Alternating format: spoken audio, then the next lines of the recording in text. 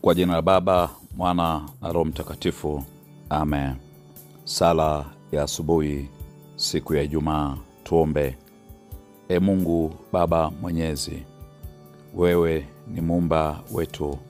Uliumba mbingu na nchi na ukaachilia uhai kwenye maisha yetu. Bwana, uliumba vitu vyote juu ya nchi na ukatoa mamlaka juu yetu ya kutawala na kumiliki.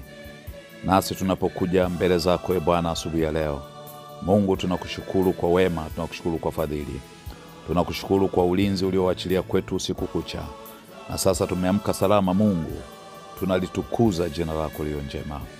Tunapokutazama Bwana katikati ya hali ya hofu, katikati ya mahangaiko, katikati ya vita ya nje na ndani ya mioyo yetu, Mungu bado tunalotumaini kupitia wewe.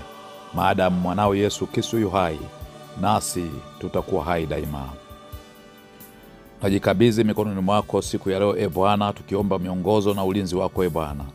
Achilia amani yako kutoka mbinguni ikatutegemeze na kutulinda kila tunapoingia na kutoka, ili tukaione furaha yako Bwana mtakatifu, Mungu wa milele.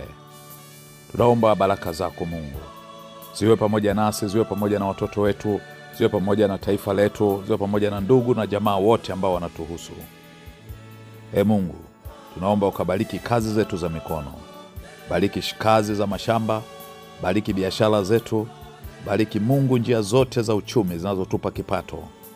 Lakini pia Bwana, bariki mipango yetu yote na mipango ya taifa letu kwa ajili ya kuwaletea watu wake amani, maendeleo na kuwainua kiuchumi. Tunaombea viongozi wetu wote Bwana katika nafasi mbalimbali, wale walioitwa kulitumikia taifa hili kwenye kada mbalimbali.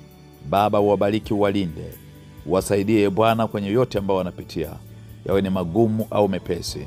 Mungu akumbuke. Namwombea rais wetu wa Jamhuri ya Muungano wa Tanzania. Tunawaombea viongozi wote walioko chini ya mamlaka zake. Mungu walinde, watunze, waepushe na mambo yote mabaya, lakini ukawasaidie katika kila jambo wanalolifanya kwa ajili ya hatima njema ya taifa letu.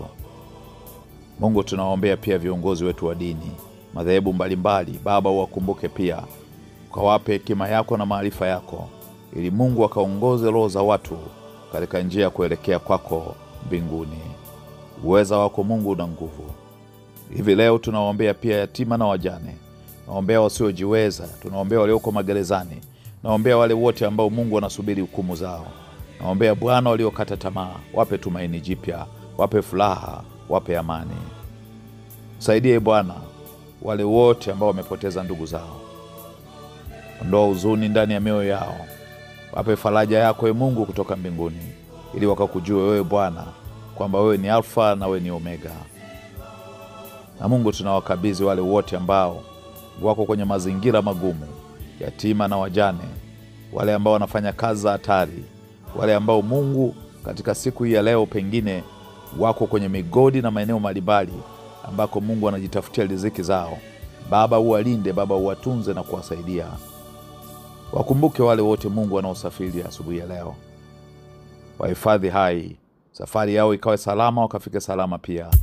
Saidie Bwana katika njia, na uwatenge na roho za ajali, uwatenge na mambo mabaya, uwatenge na vikwazo vyote vya njiani.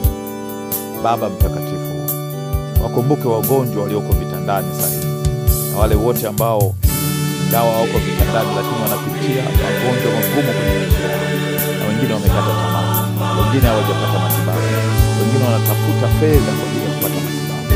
Mungu, gusa nafsi zao, gusa maisha yao, waponye kabisa, wape milango ya kuweza kutoka kwenye matatizo wanayopitia.